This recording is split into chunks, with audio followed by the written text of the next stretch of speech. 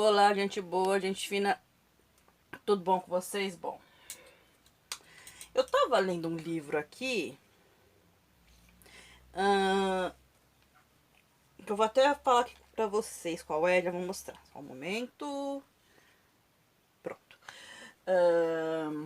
O nome do livro que eu tô lendo aqui é O Resgate de uma Vida, da Eliana Machado Coelho, com a psicografia do Espírito Shélida. Quer dizer, psicografia de Eliana Machado Coelho, ditado pelo Espírito Shélida. Vou mostrar aqui pra vocês a capa.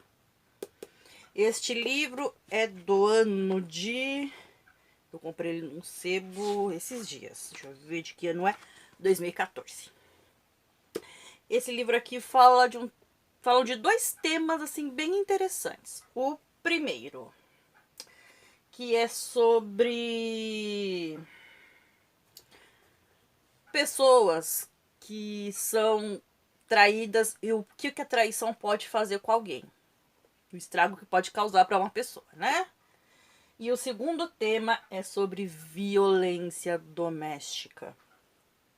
Um tema meio sério, né? Um tema que precisa ser muito abordado nos dias de hoje. Aliás, como março é considerado o mês da mulher, embora o mês da mulher seja todo mês, me fez lembrar uma história de uma mulher forte, guerreira, que dá nome a uma lei de combate à violência contra a mulher. Pois é, e a história dessa grande guerreira, dessa Maria, mulher forte, pois é. Maria da Penha Maia Fernandes, ou como nós a conhecemos, Maria da Penha. Pois é. Nascida na capital cearense, lá em Fortaleza, no dia 1º de fevereiro de 1945, Maria da Penha Maia Fernandes é, olha só, farmacêutica bioquímica, formada na Faculdade de Farmácia e Bioquímica da Universidade Federal do Ceará, formada em 1966, faz tempo, hein? E concluiu o seu mestrado em parasitologia, em análises clínicas, na Faculdade de Ciências Farmacêuticas da Universidade de São Paulo, no ano de 1977. Durante 19 anos de sua vida, Maria da Penha lutou por justiça. Mais precisamente, 19 anos e 6 meses. Pois é. E é um caso representativo. Aí vocês vão falar do que é um caso representativo. É o caso representativo da violência doméstica a qual milhares de mulheres em todo o Brasil são submetidas diariamente. Enquanto esse vídeo está sendo gravado, hoje mais precisamente 11 de março, 2h05 da tarde, nunca se sabe o que pode estar acontecendo. Ainda ali nos anos 70, Maria da Penha conheceu Marco Antônio Heredia Viveiros, um colombiano, quando ele estava cursando mestrado na Faculdade de Ciências Farmacêuticas da USP. Isso foi no ano, sabe de quando? 1974. E nessa mesma época ele estava estudando economia na mesma universidade. Então, começaram a namorar naquele ano. O Marco Antônio mostrava ser um homem muito amável, educado, solidário com todo mundo. Em 1976 eles se casam. Nasce a primeira filha e Maria da Penha concluiu seu mestrado. Logo depois que terminaram tudo, o mestrado aqui, eles foram embora para Fortaleza, onde nasceu as outras duas filhas. E a história de Maria da Penha começa a mudar a partir daí. Quando Marco Antônio conseguiu a cidadania brasileira, as agressões começaram a acontecer. Assim que ele estava profissionalmente e economicamente estabilizado também, né? Ele sempre agia com intolerância, Ele se exaltava com facilidade. E ainda tinha comportamentos explosivos, não somente com ela, mas também com as filhas. E nisso se forma o famoso ciclo da violência. Um aumento da tensão, um ato de violência, o arrependimento e o comportamento carinhoso. Exatamente como eu tô lendo neste livro aqui. O agressor agride a sua vítima, tanto física como psicologicamente, e depois se arrepende e se mostra carinhoso.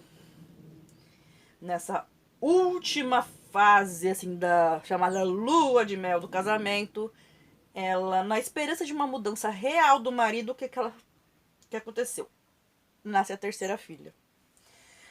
A tensão diária, o medo, as atitudes violentas acabam se tornando o quê? Uma constante na vida de Maria da Penha. Até que em 1983 acontece o mais sério. Maria da Penha é vítima de uma dupla tentativa de feminicídio. Aí vocês vão falar o que é feminicídio. Feminicídio é o homicídio contra a mulher. Eu fui vítima de dupla tentativa. Sabe por quê? E as duas por parte do então marido, Marco Antônio. Enquanto ela dormia primeiro, ele deu um tiro em suas costas. O que aconteceu? Por causa desse tiro, ela ficou paraplégica. Porque ocorreram lesões irreversíveis na terceira e na quarta vértebras, torácicas, laceração na dura mater e destruição de 1/3 da medula à esquerda. E ainda se contando outras complicações físicas e traumas psicológicos. Só que o que ele fez? Ele declarou à polícia que só foi tudo uma tentativa de assalto. Não passou uma tentativa de assalto e a polícia desmentiu o caso. Foi desmentido. 4 meses depois, após ela voltar para casa, que ela passou por 2 cirurgias, tratamentos e internações, ela foi mantida em cárcere privado por 15 dias e enquanto ela tomava banho, ele tentou eletrocutá-la. Grave, né? Pois é. E isso foi um quebra-cabeça montado de uma maneira muito perversa. E juntando essas peças, a Maria da Penha conseguiu entender todos os movimentos que o ex-marido fez. Ele insistindo que a investigação sobre o suposto assalto não fosse levada a sério, fazendo com que ela assinasse uma procuração que o autorizava a agir em seu nome, inventando uma história trágica sobre a perda do automóvel do casal. Ele tinha várias cópias de documentos autenticados da Maria da Penha e ainda foi descoberta a existência de uma amante.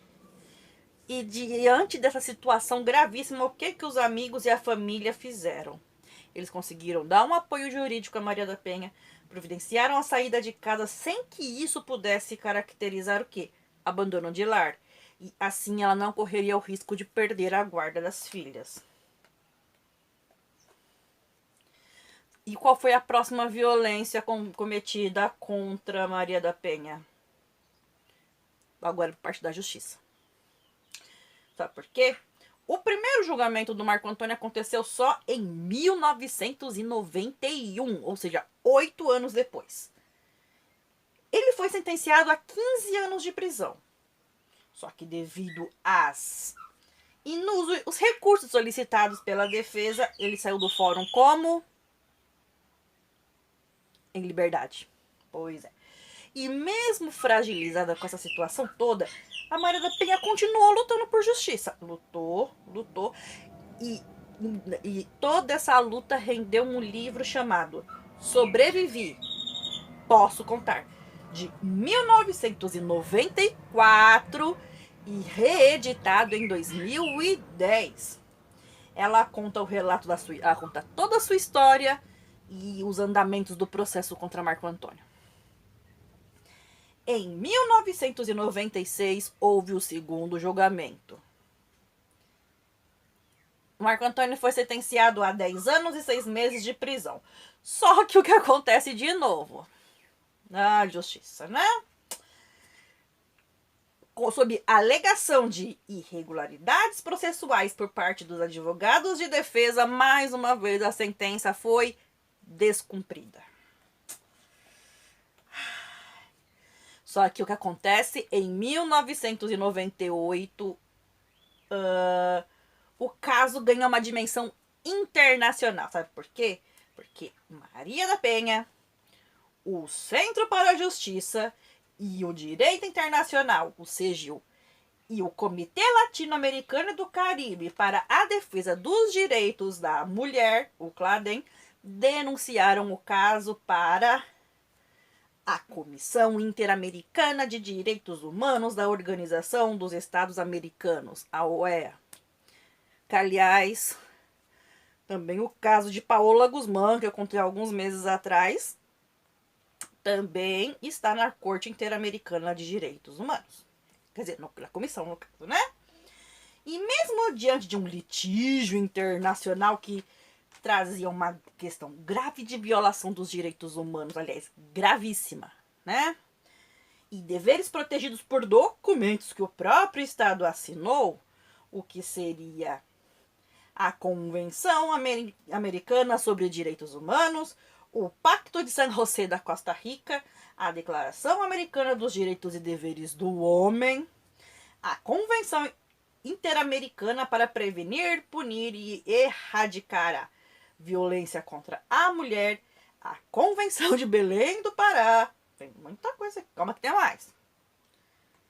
A Convenção sobre a Eliminação de todas as formas de discriminação contra a mulher, o Estado brasileiro permaneceu omisso e nunca se pronunciou em momento algum durante este processo. Mas eis que em 2001, e após receber 4 ofícios da CIDH e da OEA, silenciando diante dessas denúncias, o Estado foi responsabilizado por negligência, omissão e tolerância em relação à violência doméstica praticada contra as mulheres brasileiras. A história de Maria da Penha significava o quê? Muito mais do que um caso isolado, significava um exemplo do que acontecia no Brasil, sistematicamente sem que os agressores fossem punidos.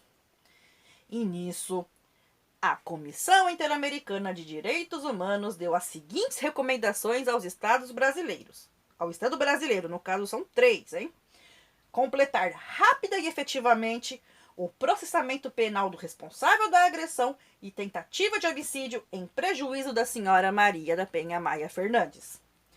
Proceder a uma investigação séria, imparcial e exaustiva a fim de determinar a responsabilidade pelas irregularidades e atrasos injustificados que impediram o processamento rápido e efetivo do responsável, bem como tomar as medidas administrativas, legislativas e judiciárias correspondentes.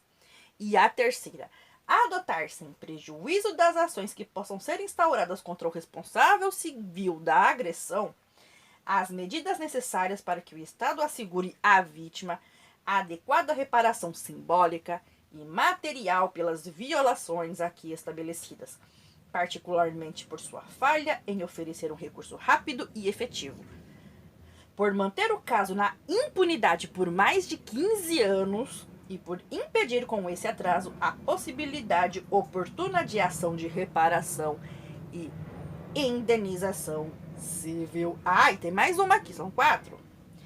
Prosseguir e intensificar o processo da reforma que evite a tolerância estatal e o tratamento discriminatório com respeito à violência doméstica contra mulheres no Brasil.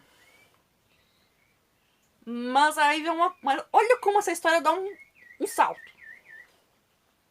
Conforme foi verificado que o caso de Maria da Penha tinha que ser tratado como uma violência contra a mulher em razão do seu gênero, ou seja, o fato de ser mulher que reforça não só o padrão recorrente desse tipo de violência, mas também acentuar a impunidade dos agressores. E diante da falta de medidas legais e ações efetivas como acesso à justiça, proteção e garantia de direitos humanos a essas vítimas, em 2002 foi criado um consórcio de ONGs feministas para a elaboração de uma lei de combate à violência doméstica e familiar contra a mulher. Então,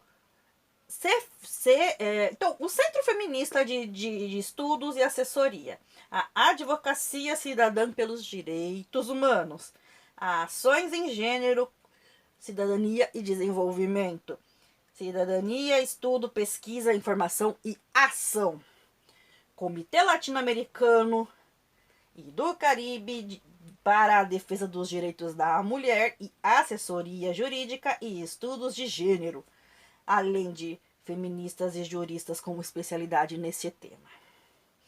E após muitos debates com o Legislativo, o Executivo e a sociedade, o projeto de lei número 4.559/2004 da Câmara dos Deputados chegou ao Senado Federal, que é o projeto de lei de Câmara número 37/2006, e foi aprovado por unanimidade em ambas as casas. E desse jeito, em 7 de agosto de 2006, o então presidente da República, senhor Luiz Inácio Lula da Silva, sancionou a lei número 11.340, popularmente conhecida como a Lei Maria da Penha. E olha só, e considerando que uma das ações da CIDH foi reparar Maria da Penha, tanto material como simbolicamente, o estado do Ceará pagou a ela uma indenização e o governo federal batizou a lei com o seu nome, como reconhecimento de sua luta contra as violações dos direitos humanos das mulheres. Mas e depois da lei, o que aconteceu com Maria da Penha? A contribuição de Maria da Penha com esta importante conquista para as mulheres brasileiras lhe proporcionou, não só no Brasil, como no exterior também, muitas homenagens. Olha só, a Ordem do Rio Branco de 2009, o Prêmio Internacional das Mulheres de Coragem em 2010, a Ordem de Isabel a Católica em 2011, a TEDx de Fortaleza em 2012, o Prêmio Direitos Humanos de 2013, a Medalha da Abolição de 2015, o Prêmio Franco-Alemão de Direitos Humanos e do Estado de Direito de 2016, a indicação ao Prêmio Nobel da Paz em 2017 e o Grande Colar do Mérito do Tribunal de Contas da União de 2018. Ou seja, ela conseguiu, além desse reconhecimento nacional e internacional, ela também conta muito a sua história de vida e alerta sobre a violência doméstica e familiar contra a mulher por meio das palestras que ela realiza, seminários, entrevistas para jornais, revistas e programas de rádio e televisão e por aí vai. E ela atua ativamente para divulgar esta lei, contribuir para a conscientização dos operadores do direito, da classe política e da sociedade de uma maneira geral sobre a importância de sua correta aplicação, ao mesmo tempo que esclarece também a questão da acessibilidade para pessoas com deficiência. E apesar de sempre haver muitos projetos de lei tentando enfraquecer a Lei Maria da Penha, devido à ação conjunta de Maria da Penha com movimentos feministas e as instituições governamentais, a lei nunca sofreu nenhum retrocesso. Pois é. Hoje, atualmente, foi fundada a IMP, o Instituto Maria da Penha. O que seria o IMP? Uma ONG sem fins lucrativos que faz com que Maria da Penha possa seguir com o trabalho de dialogar com diversos setores da sociedade e promover ações de enfrentamento à violência contra a mulher, exercendo pressão junto às autoridades para que haja o total cumprimento da Lei 11.340/2006, a uniformidade de sua aplicação, evitando interpretações pessoais dos operadores do direito e a garantia de todos os direitos reconhecidos nas convenções e declarações assinadas pelo Estado brasileiro. E olha só também a outra função: desconstruir a cultura machista, promover ações educativas de conscientização e fortalecer a rede de apoio às vítimas é o único caminho possível para que as mulheres realizem todas as suas potencialidades e garantam a participação na vida social, a inserção no mercado de trabalho, o respeito, a dignidade e a justiça. Pois é. Como vocês podem ver,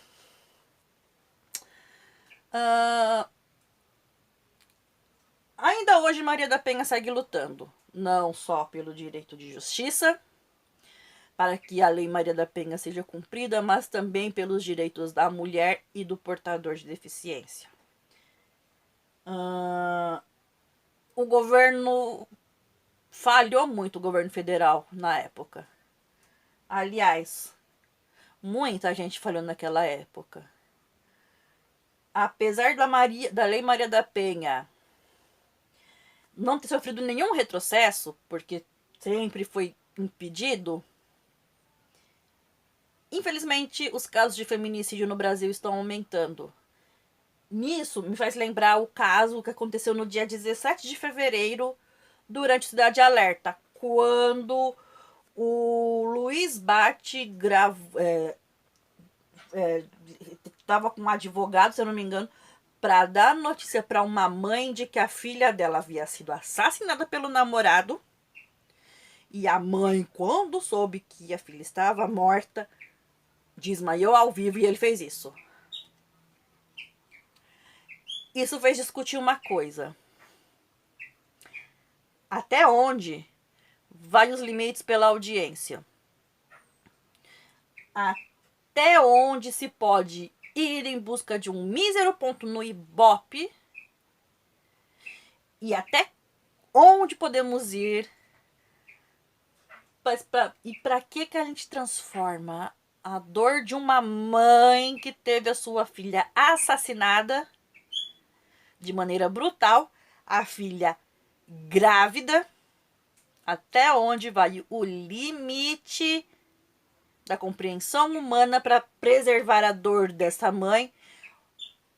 E ao invés de preservar a dor dela, transformou isso num espetáculo grotesco, mostrando que a vida humana tá ficando meio banalizada. Até onde vai esse limite?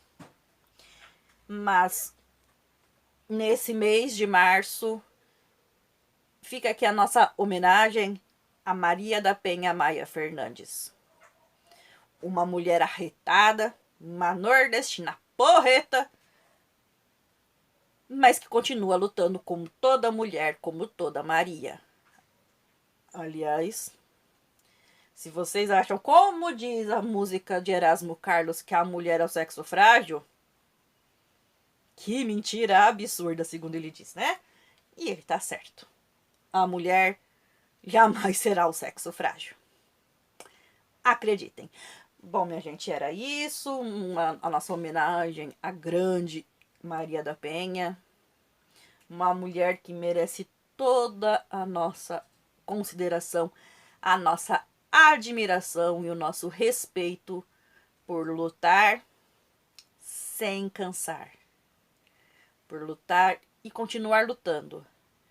E que as nossas autoridades possam endurecer ainda mais contra assassinos, agressores. Porque infelizmente as nossas leis são meio brandas, né? Pena de morte eu não defendo, mas prisão perpétua Aí sim eu defendo. Então, gente, era isso. Me despeço por aqui porque o vídeo já ficou bem extenso. E como eu sempre digo, gente boa, gente fina, gente bonita. Beijo pra todo mundo e